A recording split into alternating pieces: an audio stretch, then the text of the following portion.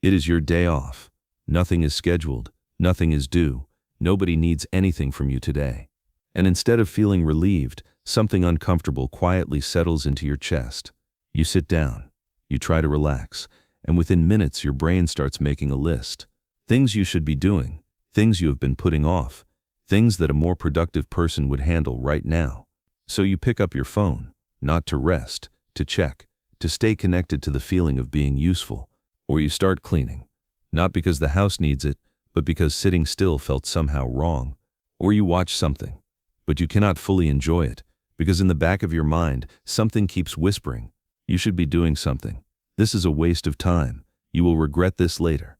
Get up and do something. And the rest that was supposed to restore you ends up costing you more energy than the work did. If that felt uncomfortably familiar, this video is going to explain something you have needed to understand for a long time. Today we are talking about the psychology of people who feel guilty for doing nothing, and why this pattern is not a sign of ambition or dedication, no matter how much it gets mistaken for one. Let's start with something that most people have completely backwards about this experience. Feeling guilty for resting is not a personality trait. It is not just who you are. It is a learned response. It was taught, reinforced, rewarded over time, until it became so automatic it feels like part of your identity. And understanding where it came from is the first step toward not being completely controlled by it anymore. For many people, this pattern begins in childhood, in environments where productivity was tied directly to worth, where being busy was praised and being still was questioned. What are you doing? Why are you just sitting there? Where rest was something you earned after finishing everything, and everything was never quite finished enough.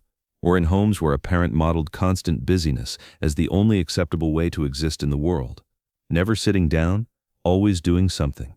Treating relaxation as laziness dressed up in comfortable clothes. And the child watching absorbed that model completely. This is what a good and valuable person looks like.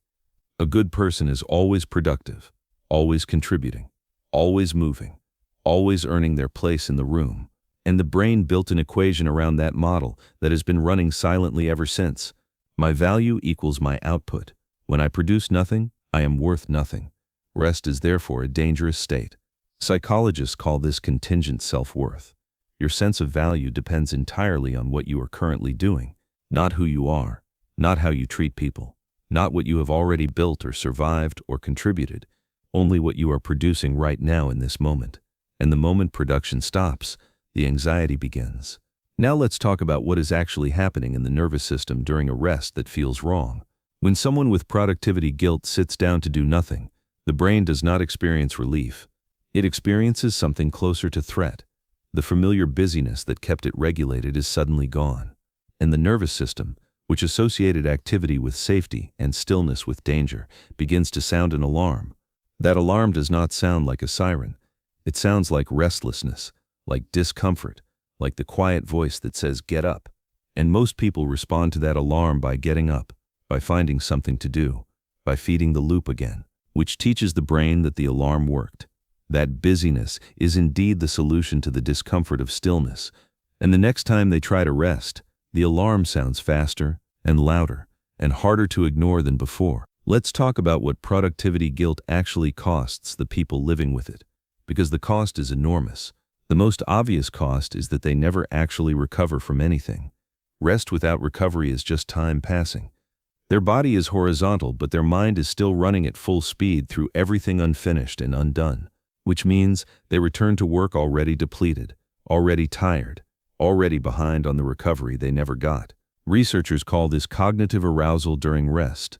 The brain remains in a state of activation even during downtime, and chronic cognitive arousal during rest is directly linked to burnout, anxiety, and long-term exhaustion. The second cost is the complete inability to be present in moments that are supposed to matter most. They are at dinner with people they love, and their mind is on the email they haven't answered yet. They are on vacation, and mentally they are already back at work, calculating what they will face on Monday. They are watching their child do something they will never do again, and they are thinking about the report due Friday.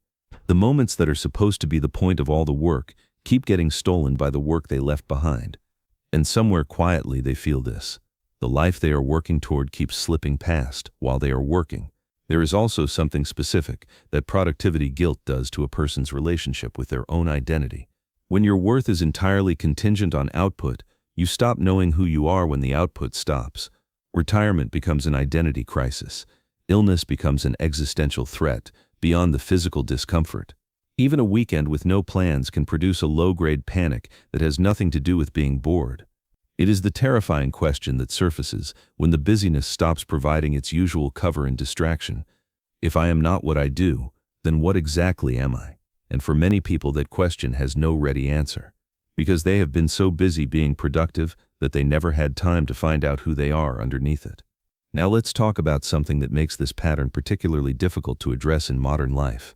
The entire culture surrounding us constantly reinforces and rewards productivity guilt as a virtue and not a wound. Hustle culture says rest is for the weak. Grind now and sleep when you are dead. Your competitors are not resting. Social media shows highlight reels of people doing more, being more, producing more, achieving more, every day. And the person who already struggles to sit still sees all of this and feels their guilt confirmed and amplified. See, everyone else is doing something. I am the only one sitting here wasting time. I could be using better. But here is what the research on high performance actually shows, and it directly contradicts everything above. The most consistently high-performing people in any field are not the ones who rest the least. They are the ones who rest most deliberately, who protect their recovery with the same intensity they protect their work.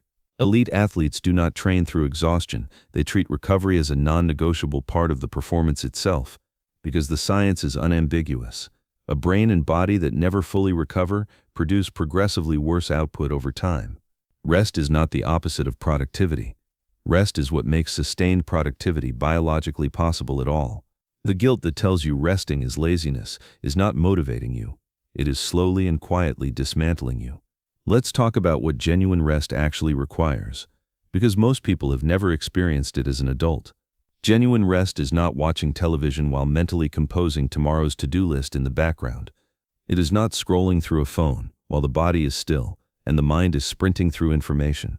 It is a state where the brain is genuinely allowed to stop processing demands and simply exist without agenda. And getting to that state after years of productivity, guilt does not happen on the first try, or the fifth. The discomfort of genuine stillness has to be sat with long enough for the nervous system to learn it is survivable, that nothing bad happens when you stop, that the world does not fall apart, that you do not disappear, that your value was never actually located inside the busyness, the way you were taught to believe it was.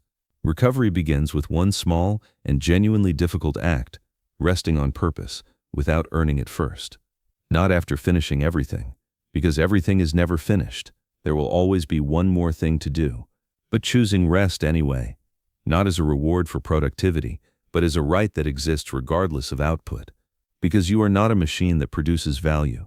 You are a person, and people are allowed to simply exist sometimes. That has always been enough. Subscribe if this finally gave you permission you did not know you needed.